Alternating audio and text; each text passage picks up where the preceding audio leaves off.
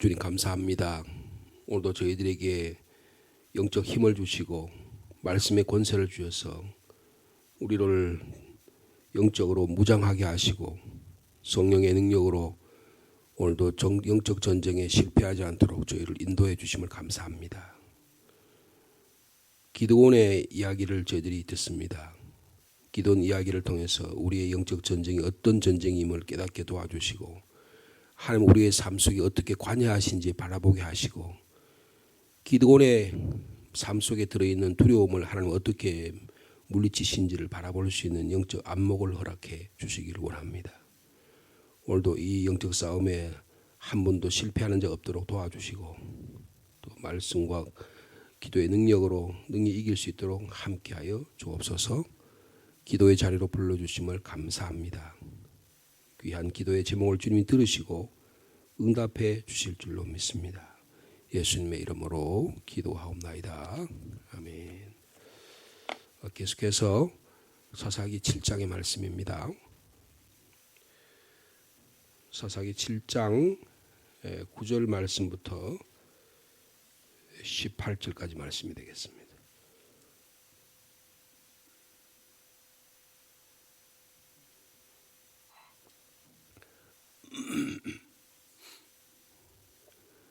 (7장 9절) 말씀 제가 먼저 받들겠습니다. 그 밤에 여호와께서 기드온에게 이르시되 일어나 진영으로 내려가라. 내가 그것을 내 손에 넘겨 주었느니라.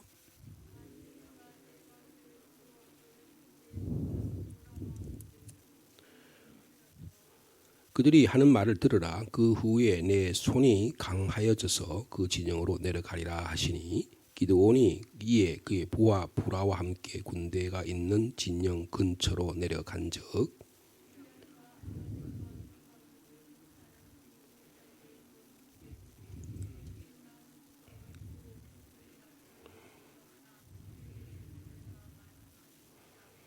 기드온이 그곳에 이른즉 어떤 사람이 그의 친구에게 꿈을 말하 이르기를 보라 내가 한 꿈을 꾸었는데 꿈에 보리떡 한 덩어리가 미디안 진영으로 굴러들어와 한 장막에 이르러 그것을 쳐서 무너뜨려 위쪽으로 엎으니 그 장막이 쓰러지더라.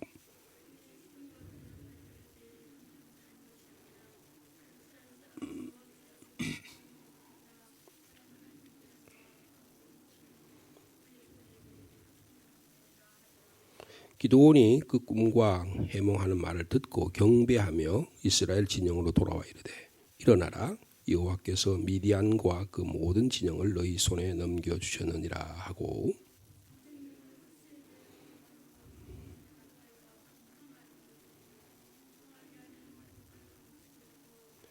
그들에게 이르되 너희는 나만 보고 내가 하는 대로 하되 내가 그 진영 근처에 이르러서 내가 하는 대로 너희도 그리하여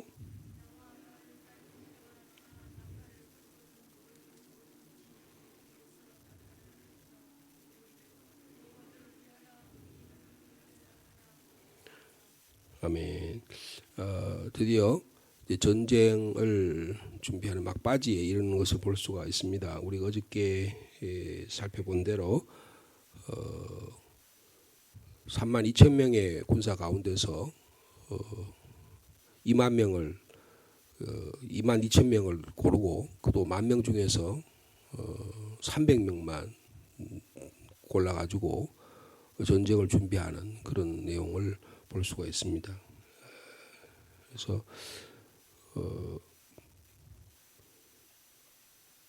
하나님께서 300명만 이렇게 고른 이유는 우리가 어저께 본 말씀 2절 말씀 보니까 백성이 너무 많다. 그리고 너희들이 이기고 나면 너희들이 힘으로 이긴 것으로 그렇게 생각할까봐 이거 전적인 하나님의 전쟁이고 하나님의 능력으로 이기는 거다라는 것을 보여주시기 위해서 그렇게 한 거다. 이렇게 직접 기드온에게 말씀을 해주십니다. 드디어 300명의 군사들이 진영을 갖춰서 8절에 보니까 미디안 진영과 그리고 300명의 군사들이 전투 준비를 하고 있는 것을 볼 수가 있습니다. 자, 드디어 하나님께서 명령을 내리십니다. 오늘 9절의 말씀이죠. 그 밤에, 그러니까 전투가 밤에 일어나고 있다는 것을 볼 수가 있습니다. 기드온에게 이르되 일어나 진영으로 내려가라. 내가 그것을 내 손에 넘겨 주었느니라. 그러면 보통 주의 종들은 어떻게 해요? 순종하고 바로 내려가서 전투를 하잖아. 여호수아라든지 주의 종들은 그렇게 싸움을 하잖아요. 그런데 오늘 본문에 보면 아직까지도 기드온이 주저하고 있는 것을 볼 수가 있습니다. 그렇죠? 10절에 보니까 만일 내가 내려가기를 두려워하거든. 그러니까 그렇게 명령했음에도 불구하고 기드온은 또 주저하고 있는 거예요. 또 두려워하고 있는 것입니다. 하나님이 그 마음을 아신 것 같아요. 그래서 전쟁은 너에게 있는 게 아니고 너의 힘에 따라서 하는 게 아니고 나에게 있다. 너를 통해서 내가 역사하는 것이다라는 것을 말씀해 줌에도 불구하고 기드온은 여기에는 확신이 있지 않았습니다. 그래서 내려가기를 두려워합니다. 그러자 하나님께서 구체적인 제안을 하십니다. 10절이죠. 내 부하 부라와 함께 적개의 진영에 한번 내려가 봐라. 그렇게 이야기합니다. 그리고 적의 진영에 내려가죠. 그리고 그들이 하는 말을 들어보라. 그리고 나서 너의 손이 강하여져서 그 진영으로 내려가 싸울 것이다. 이렇게 주님께서 약속의 말씀을 해주십니다. 그래서 기드온이 부하 부라와 함께 한밤에 적 진영에 침투를 합니다. 적 진영에 침투해서 들어가 보니까 12절에 어때요? 적의 진영이 미디안과 아말렉과 동방의 모든 사람들이 골짜기에 밤이니까 누워 있는데 그 숫자가 메뚜기의 많은 수와 같다. 그렇게 표현하고 있습니다. 그리고 낙타의 수도 많아서 해변의 모래같이 많았다. 전투 여력이 비교할 수 없을 정도로 300명하고는 상대가 되지 않는 그런 모습을 우리에게 보여주는 것이죠.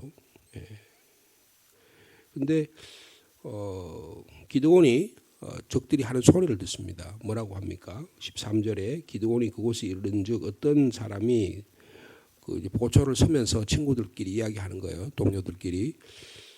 꿈에 내가 꿈을 꿨는데 보리떡 한 덩어리가 우리 진영으로 내려떨어 들어오더라. 근데 장막이 들어와서 우리 장막을 완전히 쓰러뜨려 버리더라. 여기 뭐 그 장막이 쓰러지다. 그 장막이란 말은 온 미디안 군대가 패배하더라. 그런 의미를 여기서 상징적으로 표현하는 것이죠. 그렇게 꿈을 이야기하니까 옆에 있는 친구가 그 꿈을 또 해석까지 해주는 거예요. 이거는 다른 뜻이 아니라 이스라엘 사람 요아스의 아들 기드온이 칼이다. 기드온이 우리에게 공격해요. 기습기 공격으로 들어온 내용이다. 이렇게 이야기를 합니다. 그러면서 그 다음에 14절 말씀 후반절이죠. 하나님이 그 부분을 읽겠습니다. 시작. 하나님이 미디안과 그 모든 진영을 그의 손에 넘겨주셨느니라. 여러분 이 장면은 어떤 장면과 좀 우리를 떠올려 볼 수 있죠? 요수아가 정탐꾼을 보냈을 때 그 여리고 사람들이 생각이 뭐예요? 하나님의 백성들이 애굽에서 하나님의 기적을 일으키더니 이제 우리 땅에 와 우리 간담이 서늘해졌다. 우리는 분명히 피할 거다. 그 소식을 들은 정탐꾼들이 요수아에 와서 보고하는 내용이죠. 저들은 간담이 다 서늘해져서 다 우리 편에 있습니다. 공격하면 됩니다. 라고 했던 그 장면을 떠올리게 되는 것입니다. 하나님이 모든 적들을 이 기드온의 손에 붙여주셨다. 이렇게 얘기하는 거죠. 그러자 자 15절입니다. 그러자 기드온이 그 꿈과 해몽하는 걸 듣고 어떻게 반응이 뭡니까? 경배했다 그랬습니다. 경배했다. 하와라고 하는 히브리어를 쓴다고 하는데 이 경배했다는 말은 하나님 앞에 무릎을 꿇고 예배했다는 뜻입니다. 근데 제대로 기드온이 반응을 하는 거예요. 제대로 기드온이 반응을 하는 거예요. 그래서 그리고는 이스라엘 진영으로 곧 돌아와서 명령을 내립니다. 일어나라. 여호와께서 미디안과 그 모든 진영을 너희 손에 넘겨주셨다. 확신하게 됩니다. 승리를 확신하게 되고 그리고 전쟁을 이제 선포하는 그런 내용이 기록되어 있습니다. 우리가 이 기드온의 이야기를 우리가 그냥 일반적으로 들었을 때는 야, 하나님께서 기드온의 역사하셔가지고 기드온이 승리했다 이렇게 생각하지만 내용을 가만히 보면 그게 간단하지가 않아요. 한 전쟁을 일어나는데 그 과정 속에서 지도자의 역할이 얼마나 중요한가 하는 것을 너무나 분명하게 이야기해주고 있습니다. 근데 그 기드온이라고 하는 지도자가 그렇게 하나님 명령하면 뭐 착착착착 그렇게 무슨 기계적으로 하는 게 아니고 그의 내면의 복잡한 마음들 그리고 그 두려움들 이것을 어떻게 하나님께서 간섭하시고 기다려주시고 설득하시고 그러면서 하나님의 일들을 이루어 가시는가 하는 것들을 보여주신다는 것입니다.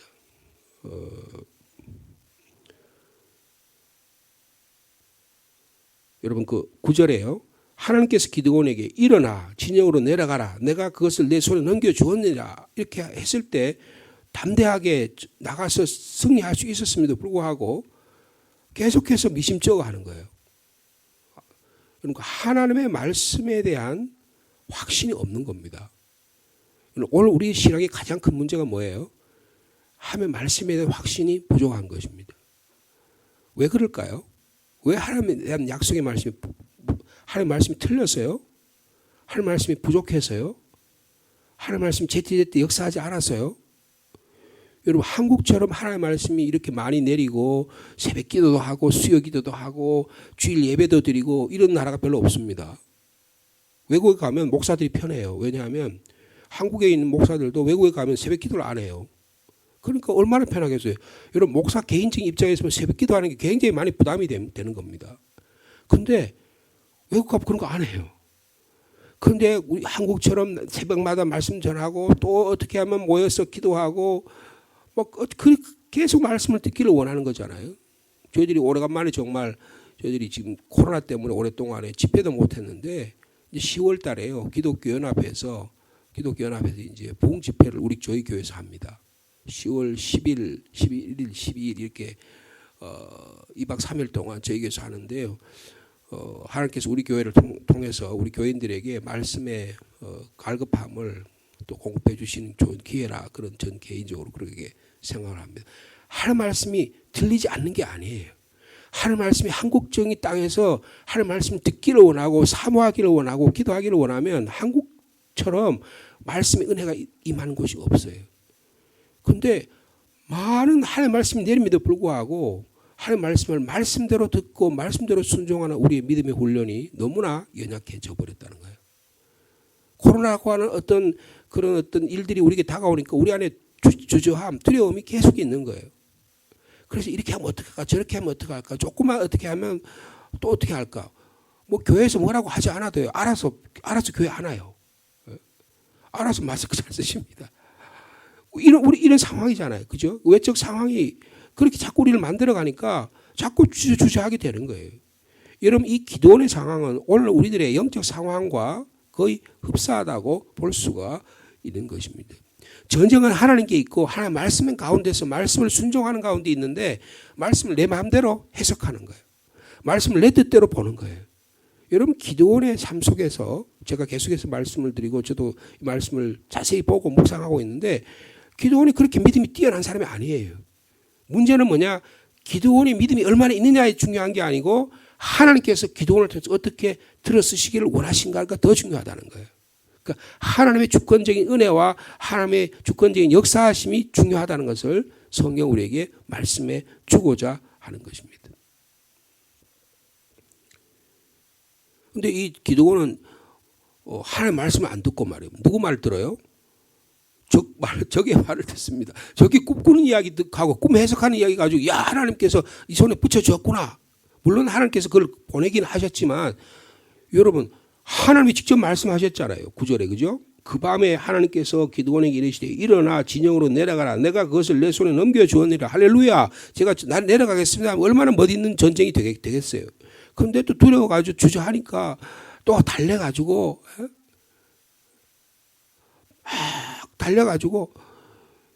여러분 자녀들 신앙생활 하게 하려면 얼마나 부모가 힘들어요. 교회 학교 아이들 교회 나오게 하려면 얼마나 힘듭니까? 교인들 교회 나오게 하기 너무 힘들어요. 막 달려야 돼요. 막 담임 목사가 달려야 되고 요새는 교회가 그래 돼요. 여러분, 이건 뭔가 잘못된 겁니다. 하나님 말씀하시면 순종하려는 마음이 점점 희석되는 거예요. 내 삶 속에 뭔가 자꾸 안개가 끼인 거예요. 내 눈꺼풀에 뭔가 자꾸 뭐가 막이 뭐가 끼인 거예요. 내 마음 속에 하나님과 나 사이에 말씀과 하나님 들리는 나의 기사에 뭔가 끼어 있는 거예요. 그게 뭘까요? 근데 이 기도는 누구 말을 들어요? 적의 말을 들어요. 적이 꿈꾸는 이에 보리떡 한 덩어리가 미디안 진영으로 들어왔다. 근데 그 미디안 그 보리떡 한 덩이가 지금 해석을 누구라 그래요? 기도원이다. 그러니까 자기가 지금 야 하나님 나를 들어 쓰시는구나 싶어가지고 이제 하나님께 나를 통해서 역사하시는구나 싶으니까 이제 하나님께 예배를 드리고 그리고 전쟁에 나가서 우리가 하나님께 승리해 주셨다라고 얘기하는 거예요. 여러분 기도원의 신앙이 어느 정도인가요? 말씀의 바탕에서 그 말씀대로 순종하려는 믿음보다는 오히려 내가 확신되게 찰 때까지 내가 믿는 것이 확신하다고 할 때까지 계속 기다리는 거예요. 여러분 그 신앙이 진정한 신앙일까요? 나중에 보면요. 기도원이 그 신앙이 변질돼요. 그 왜 변질될까요? 이미 그 마음속에 두려움이 있기 때문에 여러분 사랑에는 두려움이 없다고 그랬어요. 요한 1서에 보면 요한 1서 4장에 보면 사랑에는 두려움이 없느니 두려움이 있으면 반드시 형벌이 따름이라 하는 말씀이 있어요. 그게 무슨 말입니까? 우리 안에 하나님과 나 사이에 하나님의 말씀에 대한 두려움이 생기게 되면 우리 안에 형벌이 따르는 거예요. 그만큼 올바른 하나님의 말씀에 대한 결과가 일어나지 않는다는 것을 말씀해 주고 있는 것입니다. 어저께 우리가 신명기 20장 1절에서 8절의 말씀 전쟁에 나가는 지침에 대해서 우리가 볼 때 두려워하지 말라. 그 명령을 내렸어요. 그리고 내가 그것을 내 손에 넘겨주리라 약속했어요. 그런데 기도는 여전히 두려워합니다. 그래서 하나님께서 너 그거 두려움 실체가 있는 게 아니야. 내가 너 적을 통해서 내가 그걸 보여줄게. 그래서 하나님께서 놀라운 마음을 억제하시고 인내를 보여주시면서 또 다른 방법을 보여주십니다. 적을 영탐케 하셨어요. 하나님의 명령에 따라서 염탐을 마친 기도원이 드디어 마음의 안심을 하고 하나님의 약속에 대한 확신을 갖고 두려움에서 벗어나는 전쟁을 하게 되는 내용이 여기에 나옵니다. 여러분 우리 신앙이 하나님의 말씀 신앙이 되기를 축복합니다. 여러분 한국 교회가요. 하나님께서 역사하시고 이끌어주시고 이렇게 하신 가장 중요한 것은 말씀 신앙이에요. 여러분 개신교는 말씀 신앙입니다. 말씀의 확실성 위에 우리의 신앙이 세워져야 돼요. 그런데 어떻게 하면 잘못하면 나의 확신 위에 하나님의 말씀을 세우려는 사람이 있어요. 아니 말씀이 내 확신이 있어야지 내 확신 위에 하나님의 말씀이 있어서는 안 된다고요. 순서가 바뀌면 안 돼요. 여러분 내 확신 위에 내 어떤 주장 위에 내 신념 위에 하나님의 말씀을 세우면 내 신념이 바뀌면 어떻게 되겠어요? 하나님의 말씀 다 무너지는 거예요. 기반이 잘못됐다 그 말이에요. 신앙은 하나님의 말씀 위에 나의 경험과 나의 신앙과 나의 주장과 나의 생각들이 세워져야 된다는 겁니다. 여러분 이 분명한 신앙적 태도를 반드시 하는 일이 너무나 중요하다는 것입니다. 하나님이 기드온에게 미디안 군사를 넘겨주었다. 적들이 하는 해석을 보고 그제서야 자기가 야 하나님 정말 해주셨구나 이렇게 해줄 정도로 미디안의 삶 속에서 하나님의 말씀에 대한 확신이 분명하지 않은 거예요.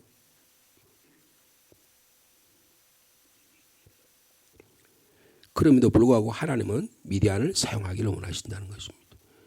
여러분 이게 누가 누구를 비판하려고 하는 게 아니고 내 이 말씀 오늘 나의 삶 속에서 적용해 봤을 때 내 삶 속에서 하나님의 말씀이 가장 나의 삶을 지탱하는 기반이냐 토대가 되느냐라는 것을 살펴보아야 한다는 것입니다.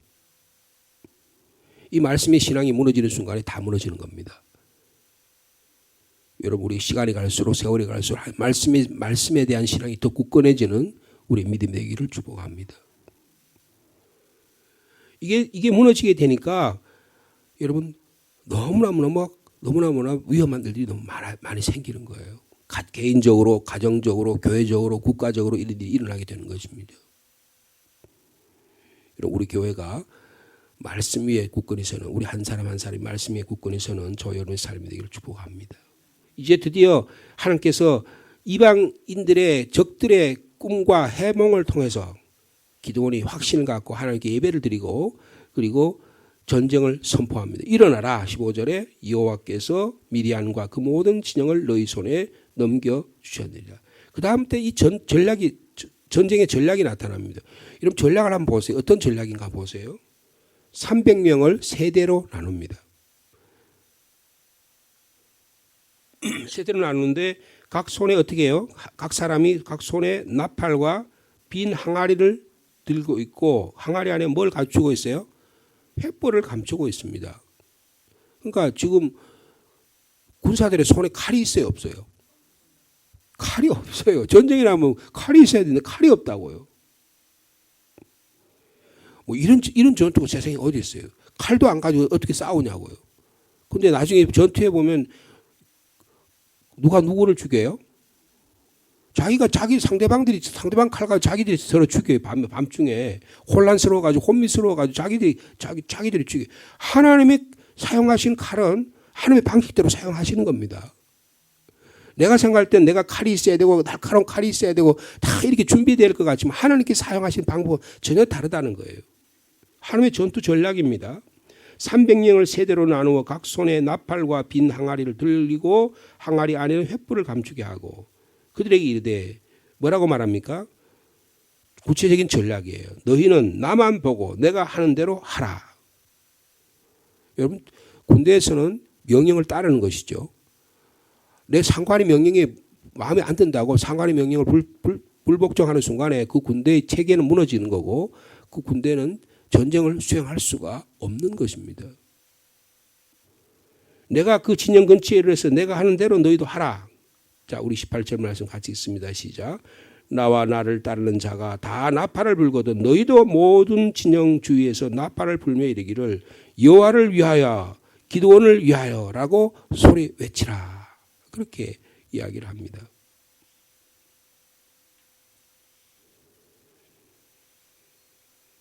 이 허술한 전략이에요. 말도 안 되는 이야기예요. 그런데 이 전략이 통합니다. 전략이 통해요. 미디안 마음속에 확신이 있었던 것 같아요. 하나님을 경배하고 이제 하나님께서 나를 통해서 역사하시는구나. 여러분 미디안이 얼마나 지체를 합니까?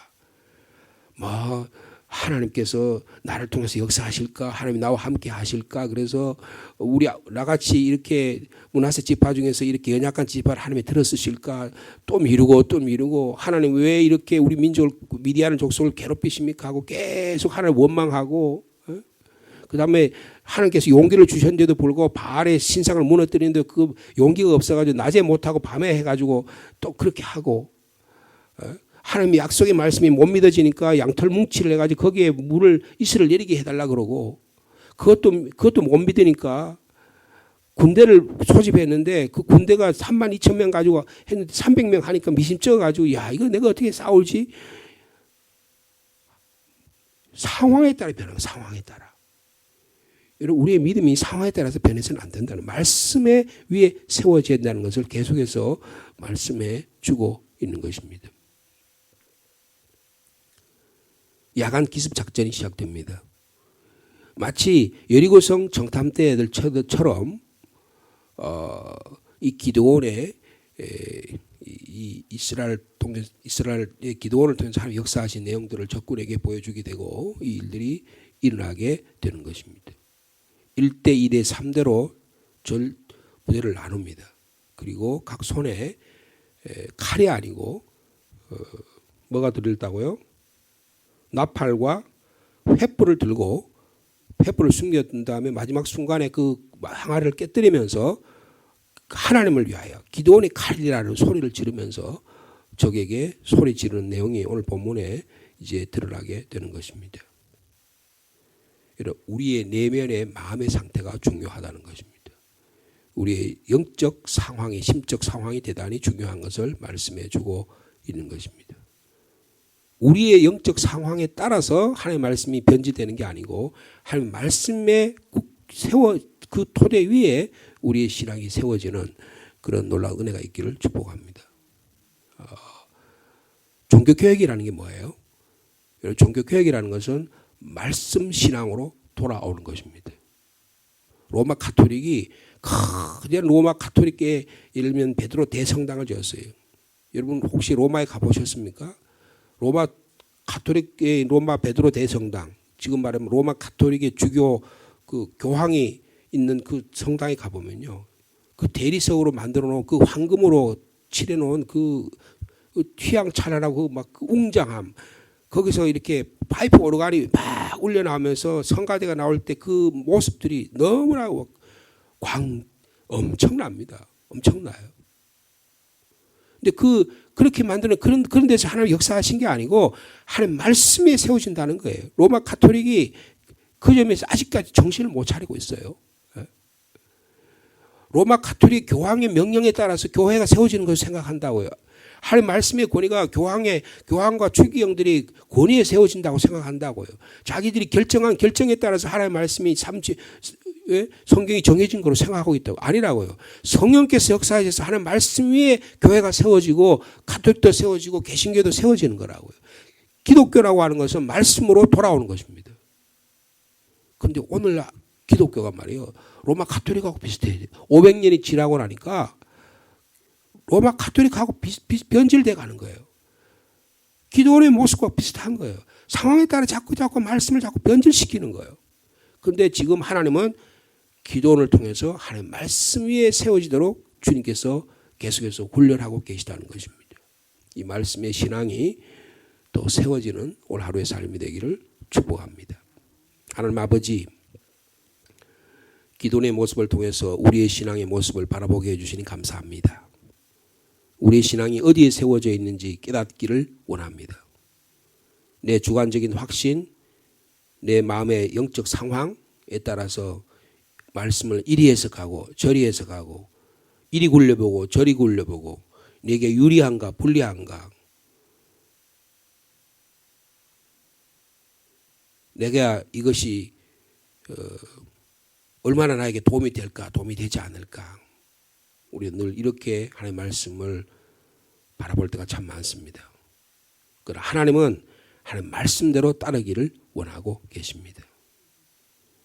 하나님은 기도원을 사용하시기 위해서 그의 내면의 영적 상황을 살펴보시고 그를 통해서 하나님의 역사 일들을 바라보게 해주시니 감사합니다. 주님, 우리에게 말씀의 신앙이 더 굳건해지는 저희들이 되게 하여 주시옵소서. 우리 안에 두려움이 사라지게 도와주시고 말씀 위에 세워지는 신앙이 되도록 축복하여 주시옵소서. 하나님의 약속의 말씀을 믿지 않을 때, 약속의 말씀을 믿지 않으면서 적들의 꿈과 꿈의 해석 위에 자기의 신앙을 세우려고 하는 변질된, 그래서 그 상황만 변하면 또 그의 믿음이 변질되게 되는 그런 잘못된 신앙 위에 세워지지 않기를 원합니다. 주님, 우리 한 사람 한 사람에게 분명한 우리 종교개혁적인 신앙의 말씀의 신앙이 굳건히 세워지게 하여 주옵소서. 오직 믿음으로 없는 구원의 역사가 우리에게 일어나게 축복하여 주옵소서. 하나님의 은혜의 말씀 위에 우리의 삶이 세워졌다는 것을 더욱 분명히 깨닫는, 또 확신하는 그런 우리의 신앙의 태도가 될 수 있도록 주께서 인도하여 주시옵소서. 이 가을에 말씀의 자리, 말씀의 잔치, 말씀의 능력이 우리 가운데 살아 역사하기를 원합니다. 말씀의 성령께서 불을 지펴주셔서 기도의 능력을 더해 주시고 우리 삶 속에 하나님의 말씀의 약속 위에 성령의 충만함을 더해 주셔서 이를 감당하기를 원합니다. 원수 마귀 사탄들은 이 말씀의 능력을 회파하려고 하고 무너뜨리려고 합니다. 너는 상황에 따라서 이렇게 해석하고 저렇게 해석하도록 우리를 그리게 넘어지게 만드는 이런 원수의 전략들입니다. 여기에 무너지지 않도록 우리 한 사람 한 사람 들어 사용해 주시기를 원합니다. 32,000명을 들어 사용하신 게 아니고 300명, 그 300명도 개같이 핥는 군사적으로 전략적으로 준비된 자가 아니라 하나님이 사용하기를 원하신 자를 들어 쓰신 주님, 우리가 그런 하나님의 들어 쓰신 자가 되기를 원합니다. 하나님의 은혜에 사로잡힌 자가 되기를 원합니다. 하나님 말씀하실 때 순종할 수 있는 믿음을 허락하여 주시옵소서. 후회하는 자가 되지 않게 하시고 우리의 믿음이 반석 같은 믿음, 반석 위에 세워진 믿음이 되게 해주셔서 말씀 것을 말씀대로 순종하는, 그래서 풍파가 나고 어려움이 생길 때 더 지혜로운 자가 되어 주셔서 하나님의 나라를 만들어가는 귀한 죄종들 다 되도록 인도하여 주옵소서. 우리 성도들의 가정이 말씀의 바탕 위에 세워지게 하여 주시옵소서. 우리 교회가 말씀의 바탕 위에 세워지게 하여 주시옵소서. 이 나라의 민족이 말씀의 바탕 위에 세워지는 이 나라 민족이 되도록 주께서 역사하여 주시옵소서. 오늘도 수요 기도회로 모입니다. 수요 기도를 통해서 함께 모여서 찬양하고 기도하고 함께 합심해서 기도할 때 하나님 우리 교회가 든든히 세워지도록 인도하여 주옵소서. 연약한 몸들을 위해 기도합니다. 코로나19와 여러 가지 독감과 연약한 몸으로 인해서 주님께 의지합니다. 주님 치료의 광선을 보내주시고 회복시켜 주시옵소서. 사랑하는 자녀들을 위해 기도합니다. 세상이 너무 빨리 변하고 세상의 인심이 변하고 세상이 살아가는 모습이 너무나 빨리 변해서 우리 젊은이들이 정신을 차릴 수 없고 어디에 우리의 바탕을 세워놓고 살아야 될지 어려운 가운데 있습니다. 이런 때일수록 부모님의 신앙을 잘 이어받는 자녀를 되게 하시고 말씀 위에 세워지는 자녀들 다 되도록 주님께서 축복하여 주시옵소서. 교회 학교 어린 생명들 한 생명으로부터 젊은이 이기까지 하나님의 말씀이 선포되고 말씀이 살아 움직이는 저희 교회 가정 되도록 다 역사하여 주시옵소서. 노후를 살아가는 우리 연로하신 부모님들 세월이 갈수록 시간이 갈수록 우리의 몸과 우리의 육신은 연약해져 가지만 우리의 믿음은 더욱 주님을 향하는 천국을 향한 소망은 더 굳건해지는 삶이 될 수 있도록 주께서 인도하여 주시옵소서. 예수님의 이름으로 기도하옵나이다. 아멘.